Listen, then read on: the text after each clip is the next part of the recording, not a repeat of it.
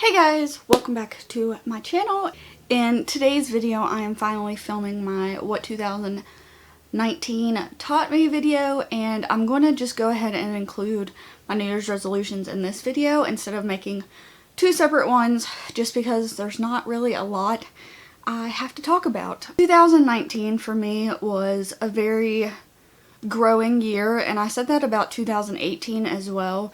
I feel like 2018 was kind of me realizing there was some problems in my life. 2019 was kind of like starting to work on them problems, and I went back to therapy and started realizing a lot of stuff and dealing with a lot of stuff and finding answers to a lot of stuff. And then I feel like 2020 is going to be the year that I finally put all this knowledge into action. So I'm very excited for this. So let's go ahead and jump right into a couple things that 2019 taught me.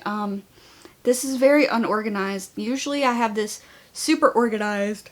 This year I just haven't had time to sit down and really organize my thoughts. So I'm just going to have this kind of be a stream of consciousness video. I did write down a couple little things as to what I want to talk about, but I'm just going to talk. So first on my list as what 2019 taught me is that I'm very much a people pleaser, and that's not necessarily a good trait of mine. I used to think that I was not a people person, like I didn't care what people thought, and I just do my own thing, which I do to a certain extent.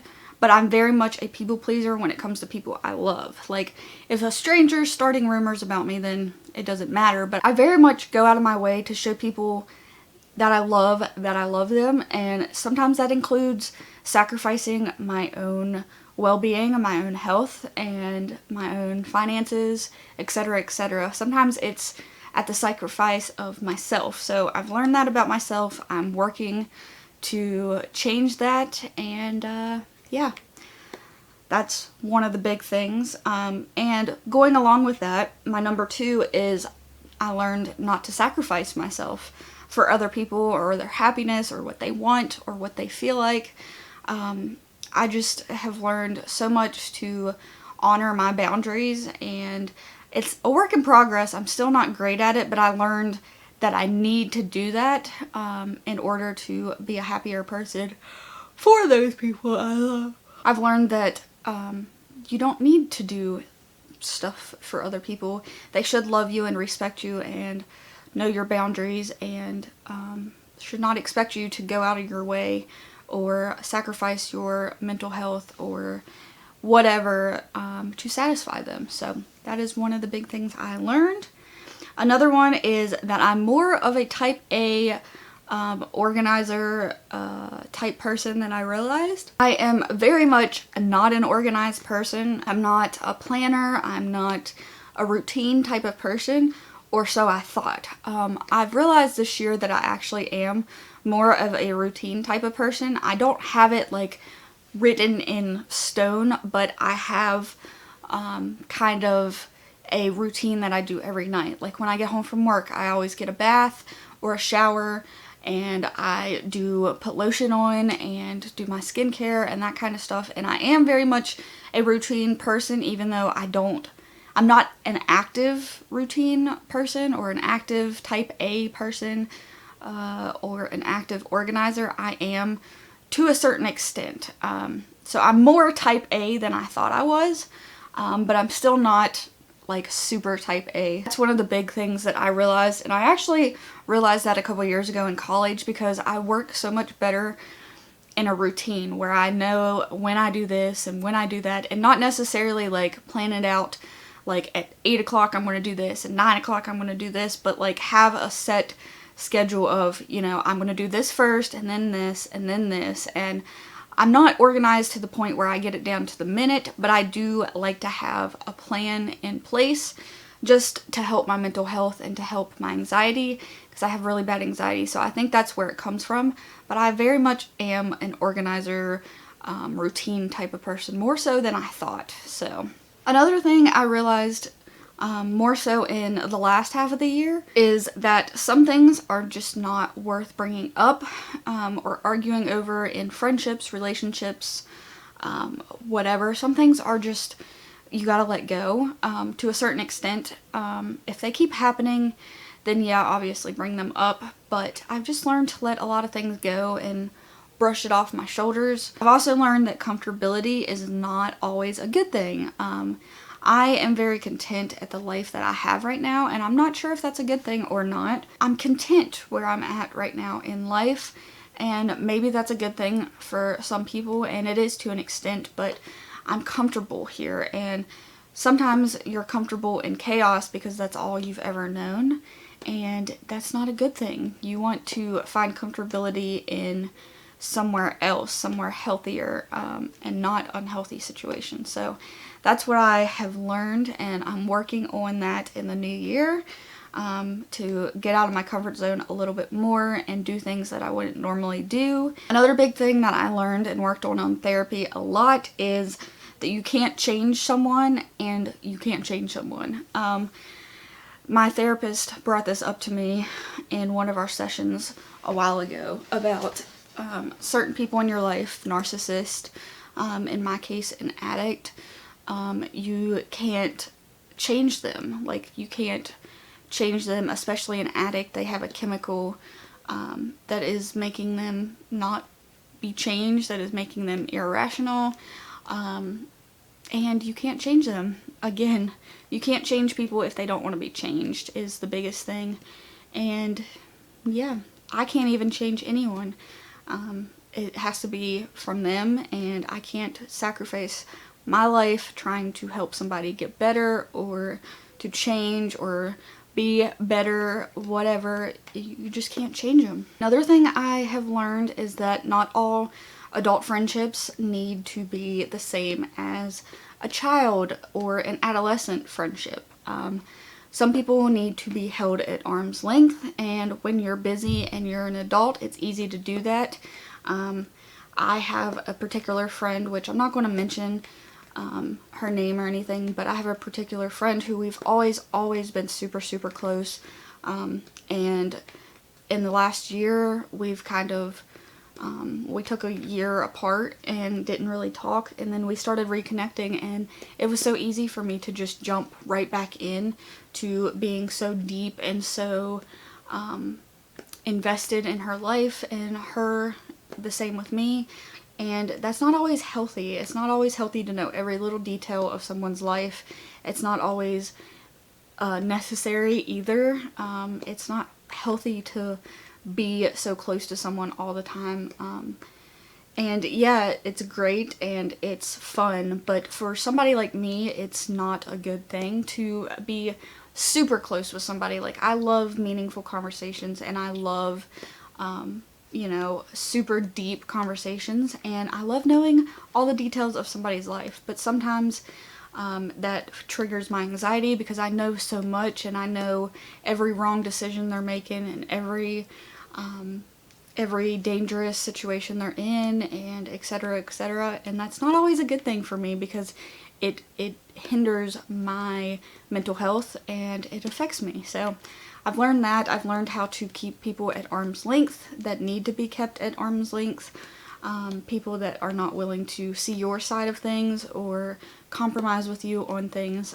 Just some people need to be held at arm's length, and that is okay. That doesn't mean you love them any less, or you don't want to be friends with them, or you don't want them in your life, but it's just a healthy decision with some friendships, relationships. Kind of goes with the first thing that I mentioned, but I've also learned that I am way more of a people person than I expected. I used to say all the time that I wasn't a people person, but I am. I love the job I'm at now. I work in a store, and I love just getting to know people, and you know, little things, you know, when they come into our store and buy things, like, you learn different things about people than you would ever learn at any other job, just because they come in and they buy stuff and they vent to you about your life, their life, and ask you about yours, and it's just a very unique way of getting to know people. And I've realized I am just a very much of a people person, as bad as I don't want to admit that sometimes. I want to be very much a loner, and I am to an extent, but I also love getting to know people and their stories and why they do the things they do.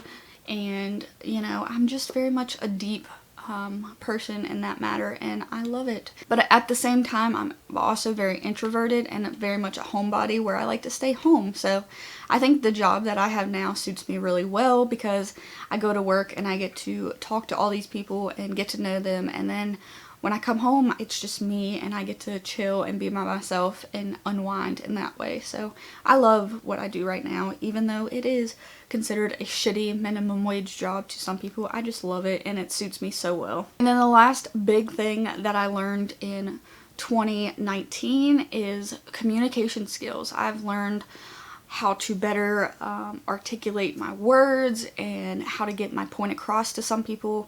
I'm still not good at it in the moment, like when I'm feeling sad or angry or whatever, but I have done so much work in therapy. I started back in therapy at the beginning of this year, or beginning of last year, beginning of 2019, and it just has helped me so much. Again, I'm very much a deep-rooted person where I don't like surface level conversations. I like to know every little detail about somebody and why they are the way they are, and so I love going to therapy, and therapy has just taught me a lot of communication skills, and you know, how to deal with conflicts a lot simpler and a lot easier without it being a big blow up, and how to get my point across without being hurtful or hateful or rude. And I love that little aspect. I love psychology. I wanted to go to school to be a psychologist, actually, so that little bit has helped me so much. I've always thought I was pretty good at that, but I've learned different ways and different things to do to get my point across, and I love that so much. So there are all the things I've learned in 2019. Obviously there's a lot more, but those are the ones that come to mind when I think of 2019. I feel like 2018 and 2019 was kind of like digging up all the roots of, you know, what I've learned and what I've been taught in my childhood, etc. It's just digging up those roots, and I feel like in 2019 it was kind of planting the seeds back, the new healthy seeds back into my life, and I feel like in 2020 it's going to be seeing these roots grow up and become beautiful flowers. And that's a weird metaphor, but I saw it on Instagram at one point, and I just love that, and I feel like that describes how 2020 and 2019 has been for me. It was very much like I am planting new seeds and healthier seeds, and I'm going to nurture them and take care of them a lot better, and hopefully they're going to rise up and become beautiful flowers this year. So I am super excited for 2020. 2019, I have just learned a lot, and 2020 is going to be the year that I apply all this knowledge to life and actually take action on it. So I'm super excited. With that, I am going to go into my New Year's resolutions for 2020. And the first one I have on here is to compliment someone every single day. And this is something that I've started doing at my work, again, because I work with people, and it's just so fun to compliment somebody on something. Facebook, social media, that kind of thing, or in person. I just love seeing people's reaction. There was a girl a couple weeks ago that came in with this big, beautiful hat on, and I complimented her on it, and then we got to talking about her age, and you know, I complimented her on how young she looked, and it just, you could see her just light up when you compliment somebody, and it just makes me happy to make other people feel good. So I'm making that a goal of mine to try and do every single day. Obviously, if I don't do it every day, that's fine, but I'm just making an effort to notice things. And a lot of times we notice things about people that we want to compliment, but we get scared and we don't comment on that picture, or we don't like that picture, or we don't say something to them in the store. And I'm making an effort to make people's day, even in the slightest little way. That might, you never know what people are going through, and that little bit of a compliment or a confidence boost might just help them out so much. So I'm making it an effort to try and compliment somebody every day, at least several times a week, hopefully every day, but at least several times a week. in some form or capacity, whether it be social media or in person. I want to compliment somebody every single day. Another one, which is the very stock New Year's resolution, is to lose weight. And I have been wanting to do this for so long. I started back on antidepressants the beginning of last year, 2019. And I was doing really, really good up until that point at losing weight. I had lost about 20 pounds. And then I started on antidepressants, and because of the medication I gained it all back. So this year I am really trying to lose weight, even if it's just a small amount of weight. I'm trying to do small little things. My brother went to school to be a personal trainer, so I'm going to start training with him here soon. I've been doing workouts at home, and I've been making little conscious decisions, like instead of having a burger and fries, maybe I'll have a burger and a salad. And instead of taking the elevator, I'll take the stairs. Little things like that I am incorporating in my life. I really want to lose at least 50 pounds this year. Because of some of the medication I'm on, I don't know how hard or how easy that may be. Because medication does play a huge factor in your diet and your metabolism and etc. But I'm really going to try hard this year. I say this every single year and I never accomplished it. But I'm really going to try this year, and my brother is going to help me out, so it'll be a super fun bonding experience for us. Another one of my goals is to do something nice at least once a month. Whether that be pay for somebody's food at a restaurant, or open somebody's door, help them carry their groceries, etc., etc. Again, I try and do this stuff a lot more than once a month, but at least once a month I want to do something major, like paying for somebody's dinner, or something not even having to do with money, but just something major like that. I'm really making it an effort to make people happy this year, because it makes me happy to make others happy. And a lot of times in my store, in my work, I have opportunities to do something nice for somebody, pay it forward in some sort of way. So I want to do that.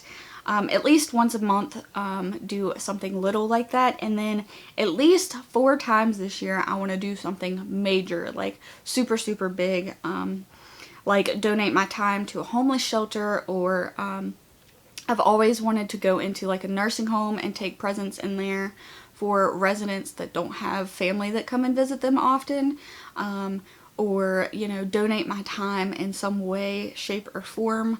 I've always wanted to do something like that, so I'm making it a goal to do that at least once per season. Another thing that I've already started is to get back into a routine, because I am sort of a type A person, to an extent, like I talked about earlier. I want to develop a routine. I kind of have a night routine already, but I want to develop a morning routine to just start my days off so much better. So what I want my routine to entail is something sort of like, when I get up, I'm going to scroll through Facebook, I'll be honest, go to the bathroom, wash my face, brush my teeth, and then come back in here and make my bed, watch YouTube or a podcast or some kind of TV. I want to stretch every single morning, which is another main goal of mine. I want to develop a skincare routine that I do every morning, do my makeup and hair and get dressed, and then go eat breakfast. So that's sort of the routine I have planned for me right now. It might differ a little bit, but that's kind of what I wrote down just as a guideline. And along with that, I also want to get dressed and put makeup on and do my hair and jewelry and all that, like get fully dressed, makeup, everything, at least 3 to 4 days a week. I have gotten so used to not wearing makeup and not doing my hair, and just I've gotten so comfortable with it to where I just go out of the house with like a t-shirt and jeans on, and no makeup, no hair, no jewelry, no glam, and that's fine. I love that, and I will still probably prefer more days like that, but I do just want to more of an effort to actually get up and put makeup on and feel good about myself, because while I am super comfortable going out without makeup and hair done, it also makes me feel super good when I do have makeup and hair done, and I look somewhat decent. It don't have to be like a full glam every single day, but at least a little bit of makeup 3 to 4 times a week. It's about half the week, so you know, I don't feel like going anywhere, then I won't wear makeup, but I want to start incorporating that into my routine and start doing it at least a little bit more, because right now I have went like 6 months without wearing makeup before, and maybe not that extreme. I've went several months without wearing makeup, and that's just not healthy. I mean, yes, it is healthy to an extent, but I want to be a little bit more put together and get my life together a little bit more. So another thing having to do with my routine that I just talked about is I want to do some kind of yoga or stretching or workout every single day. At least work out 2 to 3 times a week. And do yoga or stretching every single day. I want to incorporate that into my daily routine. I want to stretch and get flexible. I used to be a gymnast when I was a kid, and I loved it. I was so flexible back then, and I want to get that back. I made that a goal last year too, I believe, and I did do it a lot of times. I just haven't got into like a set routine. It's more of like a once a week thing. So I'm going to really try and make this part of my daily routine. So again, just getting into a normal everyday routine, which again, I have at nighttime, but in the mornings it's a lot harder for me. So I really want to, you know, get up, put makeup on, get ready for the day, stretch, eat a healthy breakfast, and all of this just goes right along with that. So yoga or a good stretch every single day, a workout at least twice a week. I am planning on getting an exercise bike here before too long, which I think will be good for me because I love riding a bike. And I thought if I get a stationary bike, I can sit somewhere and watch Netflix or whatever while I'm riding the bike. So I think it'll be super good for me. There is one of my goals. So basically, another goal that I put on here, but it just applies to everything I've already said, is just to get my shit together. I feel like at 25 years old almost, I should have my shit together a little bit better than I do. And this year is just going to be that. It's going to be me working on finances, which is another one of my goals, is to continue to budget and save money. And with that money, I want to get my shit together. I want to get a new vehicle. Right now, I am driving a vehicle that is technically owned by my mother. I want to get my own vehicle, or at least get that one transferred to my name. So I want to have my own vehicle, my own place by the end of this year, hopefully. I say that every single year since I've lived here. I am just very comfortable here, and that goes back to comfortability is not always a good thing. So I want to get outside my comfort zone, get my own place to live, get my own vehicle, etc., etc. Just get my shit together overall. So those all kind of tie in together, but I just have super big plans for 2020. I also want to be more clear as to what I need in friendships and relationships, not to hold back my feelings as much. If someone hurts my feelings, to let them know so that they can change it, and just let people know what I need. I can't spend 24/7 with a single person. I'm just not that type of person. I need my alone time. I need my time to unwind. And I just need to be more open and upfront about what I need and what is good for me and my mental health, which is something that is really hard to do, especially when you love a person very much, and you want to be there for them 24/7, but sometimes it's emotionally draining, and I need to learn to be outspoken about that and speak my truth and not be ashamed to take a break from life sometimes, or to take a break from a person or from work. So that is something I'm working on in friendships, relationships, being open and honest when I'm having a bad day, not agreeing to do things just because my friend wants me to, or just stuff like that. I'm learning to put myself first and my mental health, and even if it's embarrassing to tell somebody, you know, I'm having a bad mental health day, I don't want to come hang out with you, I love you, but right now is not a good time. I really want to get better at communicating that and not being embarrassed to say that, and not being ashamed to take a break from time to time, because everybody needs that time to unwind, and I need to be honest when I need that, and that's hard for me. And the last two things is I want to take at least 10 to 15 minutes a day just to declutter and clean up and straighten up my space so that it's not as cluttered, because a clean house is a clean mind. And when things get out of control and your house is a mess and your laundry's piling up and your dishes are piling up, then it just makes your mental health so much worse. So I'm making it an effort to at least take 15 minutes of the day to just straighten up a space that is getting cluttered or disgusting or gross, and just take a little bit of time every day to clean up and try and maintain your life and your cleanliness in your house. And yeah. Then last but not least, going along with that, is I also want to start purging more stuff. I am very much of a hoarder, and I've started to do this last year, and I've really again started to like purging stuff. I just get rid of stuff all the time. The other day I just went through my drawers and I was like, I don't need this, and I just started throwing stuff out that I didn't need. And so I really want to do that. If I get my own home or my own apartment, then I'll be fine with the amount of stuff that I have. But right now I'm living at home. All my stuff is crammed into this little room right here. And even just looking at it, it's all crammed together because it's just a little teeny tiny room. And I have a lot of stuff for when I have future houses that I'm keeping, or when I have a place to put my stuff.